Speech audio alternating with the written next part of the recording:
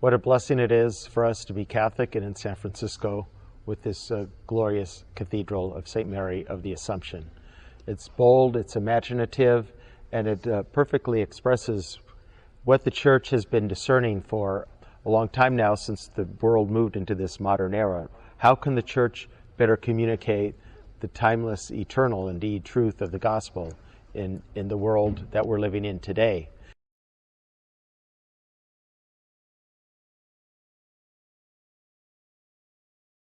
I'm Father Art Albano, the pastor rector of Our Lady of the Assumption Cathedral here in San Francisco. My name is Andrew Galvin. I was present at the dedication of the cathedral in 1971. I was the sacristan at the cathedral when it opened and worked here for several years.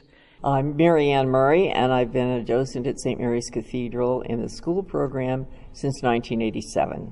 And I'm Lenore Heffernan, and I also have been a school docent since 1985, since the beginning of the program. My name is Pedro Garcia Mendez. I founded an organization by the name of Cruzada Guadalupana de San Francisco.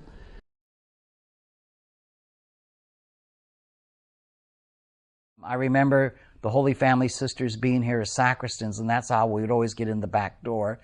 Sister Michaela, Sister Marie Deering. We worked in pastoral ministry wherever we went. We never taught in schools. We didn't work in hospitals. We centered our lives on pastoral ministry. We focused on families, and they were our main concern. And the things that we could do for them to make their lives more unified, more joyful, more full of faith. And we would never turn anyone away who was not Catholic or not have faith. All people are God's children, and we hope we always remembered that. But our lives were dedicated particularly to poor families. Our sisters were founded at St. Mary's Cathedral at the first one, Old St. Mary's in Chinatown, and that was in 1872. When I was a young woman in high school, I used to come up here to go to Old St. Mary's on Sundays because I loved the building and I found it very special. I didn't know why. When I found out later on, when I entered the community, that our community was founded there, I knew what that special feeling must have been. The middle cathedral, the one that burned down, I used to go there to kind of help fill in. But I do remember one of my talents was I paint, I draw. And when Archbishop McGuckin was coming, I remember painting his coat of arms that was going to be used.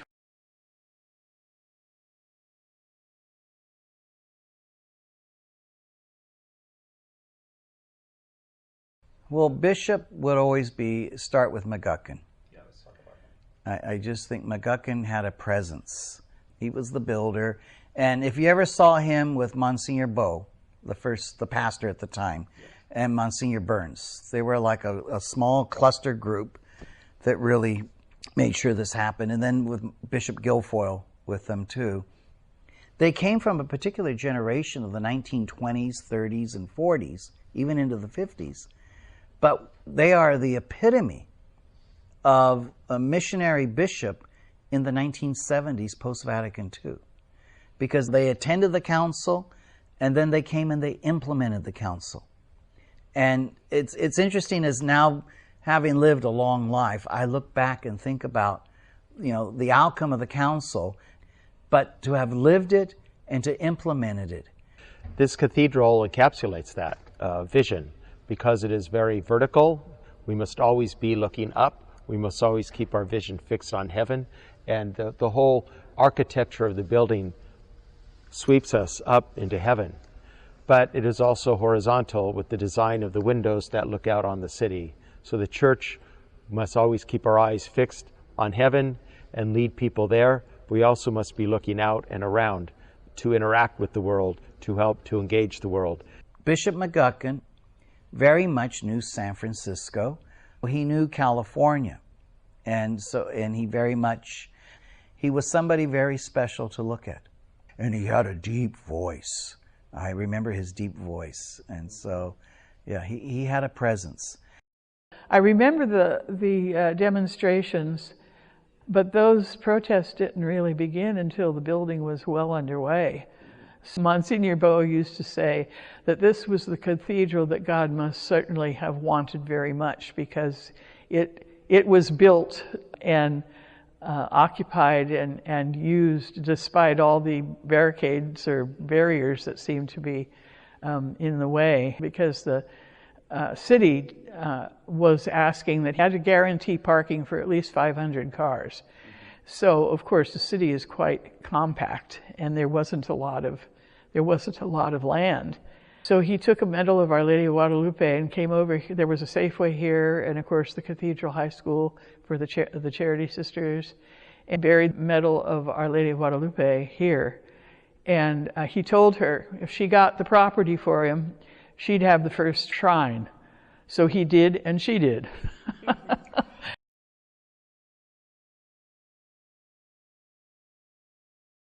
One of the reasons that Our Lady of Guadalupe image is here is because Monsignor Bowie, who was in charge at the time, he asked the intercession of Our Lady of Guadalupe, and he asked her to please help him up with this huge job that was ahead of him.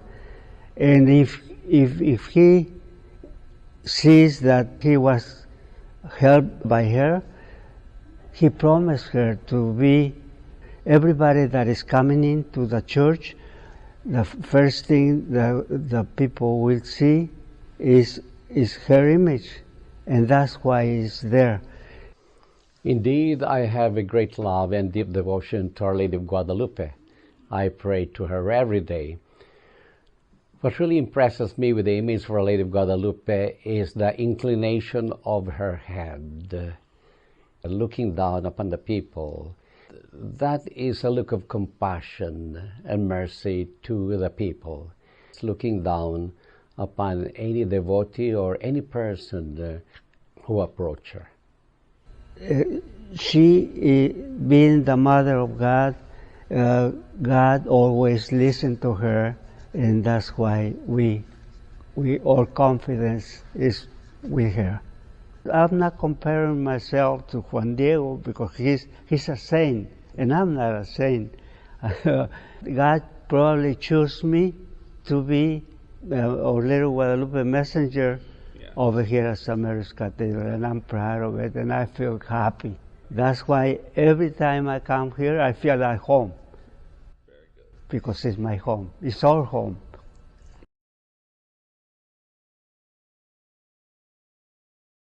My name is Francis James Patrick McGovern. What I did in this cathedral, I worked for a local company from San Francisco, Emmanuel Manufacturing. I was fortunate to get the job. Because of my skill, I'd worked in several countries using different types of wood for different purposes, farm work. So when I got a job like this, I get a great thrill of what I was doing, and I'm a Catholic. The main job that we did the walls, the soundproof walls that you see around here. They're scattered all around. They're made of laths of wood, and the purpose was to drown sound bouncing off the concrete and spoiling the sound system in the cathedral. So these panels were soundproofing panels. So we lifted the complete panel, about 5 feet square. But this panel here, I put this one up. I put them all up. I helped them all up. Behind this panel is a material that absorbs sound. If I can draw your attention to, the structure, but it's made of marble, 300 feet tall, and it's got 8 sides, and the outside is covered in marble, Italian marble. And it's as good today as when I first saw it years ago. To fit in together like the closest jigsaw you ever had. Like some ingenious computer measured it, my life's ambition was to work in a church. For a big job like this, for me to be in, so enjoyable, I almost let slip then I'd rather work for my wages and work for nothing, but I never got that far.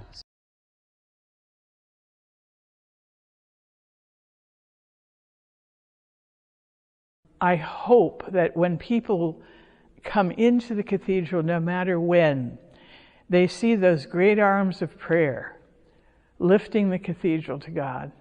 Those great cement pillars are held in the position of the official prayer of the church when the priest stands and raises his arms to pray for the world, for the community. Those concrete pillars hold the building up in that position.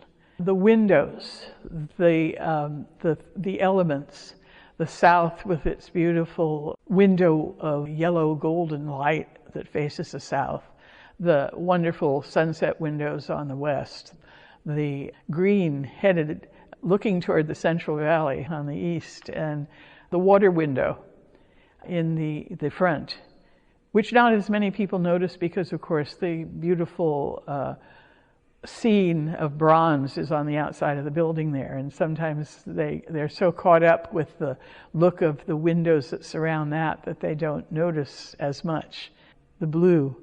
But then all those windows go up, up, up, and at the top of the cathedral they blend into the golden cross that is at the top. The baldacchino is a symbol of God's raining down His graces on us. And if they listen, if there's enough air moving in the cathedral, if they listen, they hear those aluminum bars strike each other, and there's notes of music and joy from that baldacchino. So the whole building, the original elements, earth, air, fire, and water, united in the cross, the lifting up of the building toward God, His grace and wonderful care for us raining down as symbolized through the baldacchino. This whole building is an act of worship, and the people that come in are surrounded by the beauty of it. And we always hoped, all of us that worked here, always hoped that people felt lifted up and inspired by the beauty of it. The whole building sings a song of praise. That is what I hope everyone who enters the building feels, no matter when they come.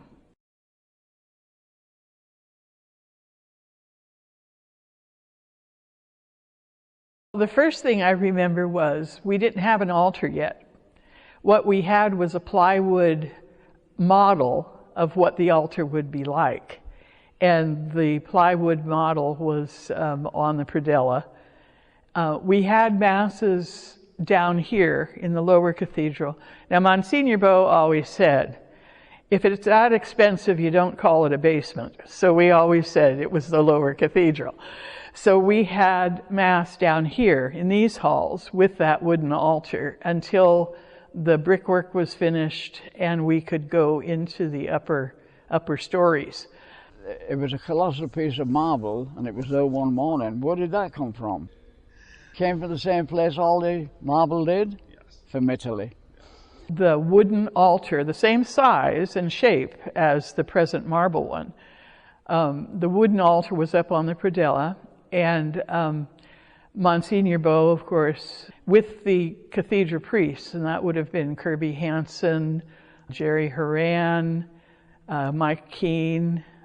Yeah. Sometimes I feel like a WW2 vet because they keep reporting how many died this month and how many are left that actually lived through it. I actually was here on May the 5th, 1971, and I attended the dedication Mass. I was at St. Joseph's High School, Mountain View, and the high school and the college, St. Patrick's College, we were here as the choir.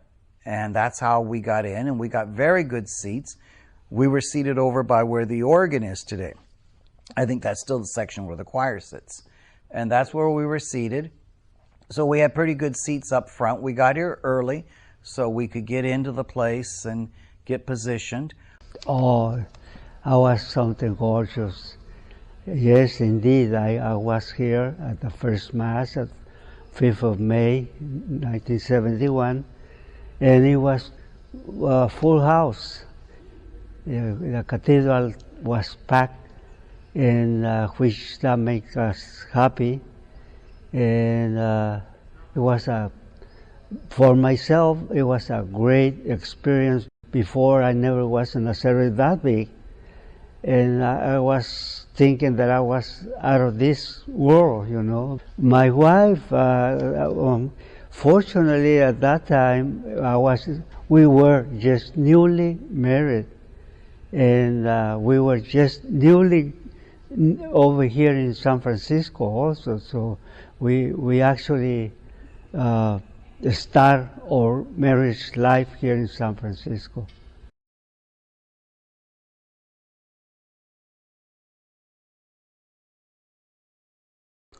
My most unforgettable moment was when I celebrated my 45th anniversary of my ordination to priesthood. In that occasion, people all the way from around the Bay Area, they came to celebrate with me here at the cathedral. Well, their presence indeed is their manifestation of their appreciation and love for the priests. I think one of my most memorable moments here at the cathedral was my brother's ordination as a deacon. The same ceremony, Randy Calvo was ordained deacon. John Wester was a year ahead of them, so John was a deacon at the ordination ceremony. It was a huge crowd. I think there were like 30, 35 guys in the group. And the bishop who did the ordination came from Guam. He was guest of Randy Calvo. So because that was the most emotional in our family, we had waited forever for my brother's ordination. Ordinations are always a great joy. It's always a great joy for me to ordain priests and deacons, and one bishop that I ordained here in the cathedral. Those are always highlights. Then the other great liturgical events, the church jam crowded every year, is the great Cruzada Guadalupana, when the faithful arrive here at the cathedral after processing for some 8 hours, arrive here at 2 o'clock. That wonderful love for Our Lady, devotion to Our Lady Guadalupe, and her love for the people of Mexico, and the people of Mexico's love for her, is such a great joy. And the other event is, of course, the Mass we have before the Walk for Life West Coast, when we see people gathered from far and wide coming here to manifest on behalf of the sanctity of human life, and the abundance of young people who come, who are proclaiming the gospel of life. These are events that really lift my heart and make me very happy to be able to be the Archbishop here.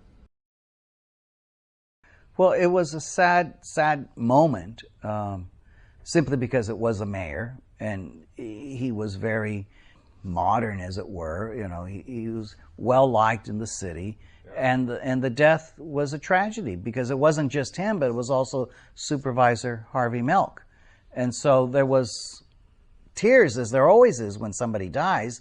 But when a political leader like that, a younger gentleman, he wasn't an old man, so, you know, it was an early death, and it was tragic. And what I remember was the saddest, for me, the saddest part, I believe, was the prayers of the faithful. His children were involved, and one of the daughters standing at the ambo, trying to, you know, say a prayer, but she just broke down. And that's it. When you see the family crying, that's what touches everybody, because I never met Mosconi. I didn't know him, but I knew of him. And to see his own daughter weeping the tragic loss of her father, it was very sad.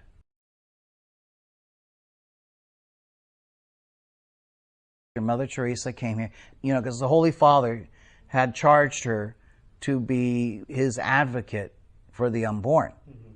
And I remember her plea was, please don't abort the baby. If you don't want it, bring it to me and I will raise it.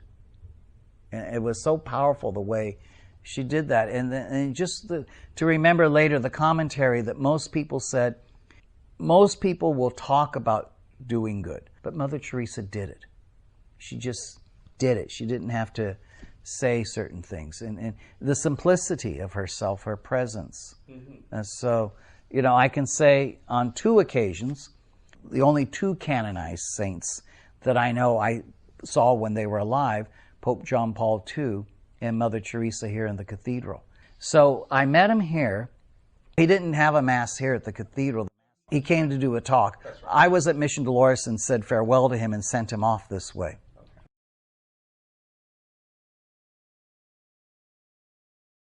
In 1989, when the first 12 of December celebration officially in Spanish was the first event over here, and I was very surprised when that day came, December 12th. The cathedral was packed the same way it was in 1971, the 5th of May. And I knew who was working on that, Our Lady Guadalupe. So everybody helped me up to. By the way, I asked to do this to Archbishop Quinn in peace he rest. I asked Archbishop Quinn to support me on this, to help me up on this, and I asked for his green light. And he said, sure, let's go do it. With one condition, Pedro, that I celebrate the Mass. And he was very happy when he saw the cathedral packed. So it was a great experience. That's another good memory on myself.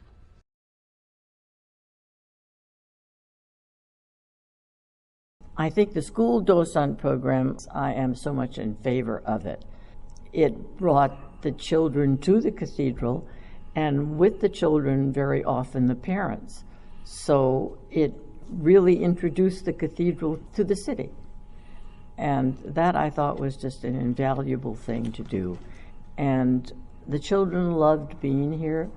They were well behaved and seemed to absorb what we told them, which was quite remarkable. So we firmly believe that it was very important for the school children to have a positive church experience, and we brought them in with that in mind. The docents were very enthusiastic.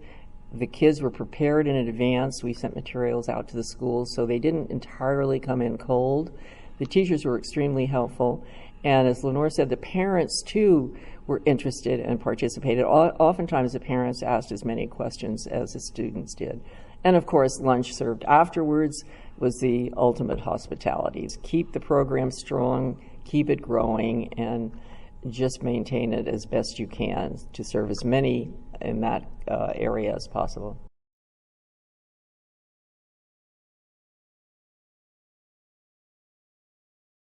Many people don't appreciate the architecture. It seems too modern for some people. I have to confess, I have fallen madly in love with the cathedral. It gives me great peace to be there, any place in the cathedral at any time. It is serene, it is peaceful, it is calming. I have grown to absolutely love it. So I don't want to hear anything negative about the cathedral. I started out loving the cathedral. I loved it from the very beginning when it was being designed, and I love it, the feeling of peace that I get when I'm there, and I just wanted everybody to love it as much as I did. It's very much like going for a walk in the city, right? Such a beautiful city. We cannot but keep our eyes looking up at the beautiful houses, the hills, the gardens, and the parks. But it's a very congested city, so we better be looking forward and around. I hope that the interviews that we do and the displays that we put up and so forth can help people to realize how special this building is and why it belongs to everyone. I always tell the children at the end of my talk, I don't care what you go away with, what you remember, the one thing you have to remember is that This is your cathedral. It belongs to you, to all of the people in the Archdiocese of San Francisco. It is your mother church. It's a piece of magic, from the ground to the tip top of the cathedral. Every time I come here, I feel at home. Very good. Because it's my home. It's our home.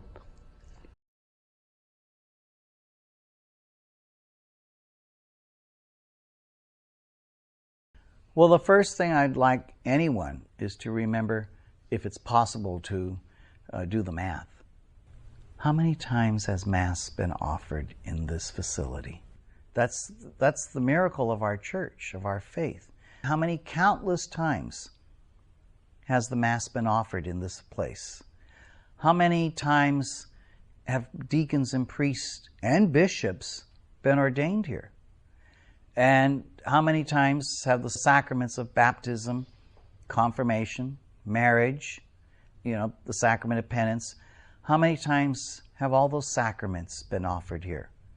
And then to think about all that stuff, all the prayer, all the times that God has been present to people in different ways, how many times have we walked out those cathedral doors, nourished by the Eucharist, and we go out to follow that command to go and spread the good news?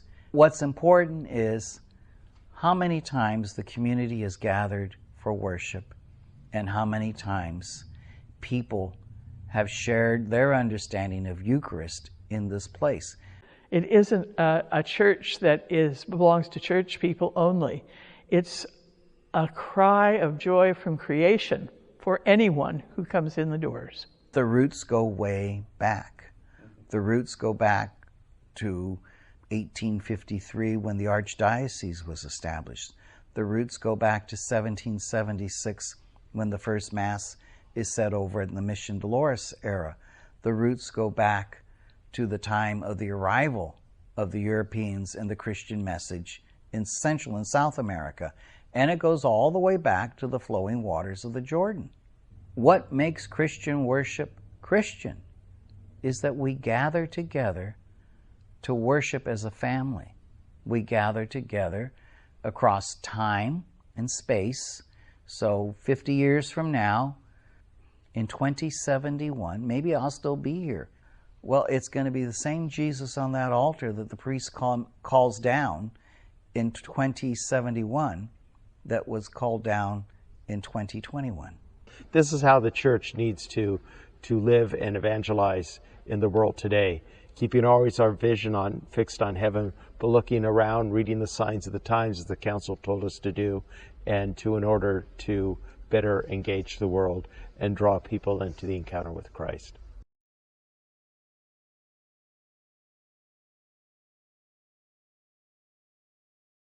I would like to be remembered as a pastor of souls, an archbishop who cared for the people entrusted to his pastoral care, loved them as a father, and did everything he could with his severe limitations to show them the Father's love. Here at the cathedral, I would like to be remembered with my time spent when I'm with the people, to show them that I am there for them. As a kind and considerate person, and a caring person. Definitely a caring person who tried to give a little bit back. The way I would like them to remember me is that my faith is part of my vitamins that I need to keep up living, and this is what I'll be giving to everybody. And please remember me that way, and ask always Our Lady Guadalupe to bless me wherever I am. I hope that we are remembered as being people of prayer who stood and worked for the marginalized, especially poor families, that we worked to keep families together. When people ask me, who are you? I'll often say, well, I'm a person trying to live a Christian life. And that dumbfounds them because that's not the answer they wanted. They wanted to hear, oh, I'm the curator at Mission Dolores. that's my goal, and that's how I like to be remembered, as a person who tried to live out a Christian life. And that's a difficult challenge. The 7 virtues: faith, hope, and charity, justice, prudence, temperance, and fortitude. How did Andy Galvin live out those 7 virtues? And I would hope I make the mark. You know, I may not have lived them to a heroic degree like a saint, but at least if I tried to live them, I think when I face my Maker, I would get a fair judgment.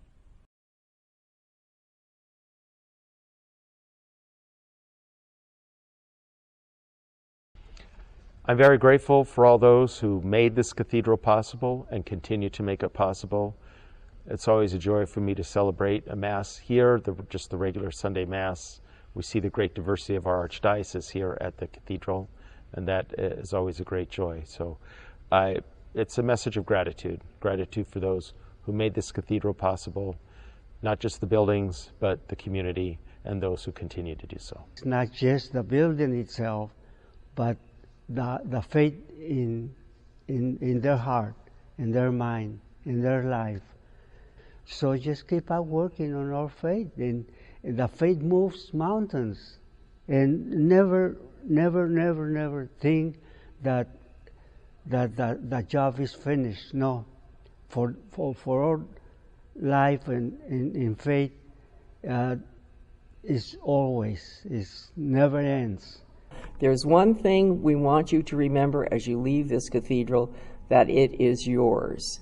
This is the Mother Church of the Archdiocese. It is your church, and you please feel free to come here anytime you like, and to bring your families and share the joy of the cathedral with them. When you come to the cathedral, the most important for you to do is to pray. You know, like the ceiling of the cathedral that rose up high, so let your spirit soar up to the heavens. You are the living stone. We are the living stones of the church. I loved my time at the cathedral, and I hope that its beauty and its ability to stir us to prayer continues forever. Many people made great sacrifices in order to build this cathedral, so a new monument of beauty to the glory of God rose from the ashes of the previous cathedral that had burned down. It's thanks to their great generosity, sacrifice, and vision. Now it's our turn to make our own contributions. So I would pray that our people will be generous stewards of the blessing that God has given to them, that they might use their gifts, their talents, their time, talent, and treasure, everything that God has given to them to contribute to the work of the cathedral, building up the kingdom of God, building up the body of Christ, especially here at our cathedral for the Archdiocese. So future generations might, through the beauty and holiness of this place, come to know Christ and be saved.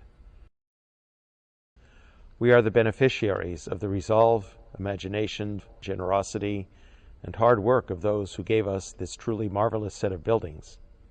It is right that we pause to acknowledge what they have done for us and to commit ourselves to safeguarding and enhancing our St. Mary's Cathedral for future generations.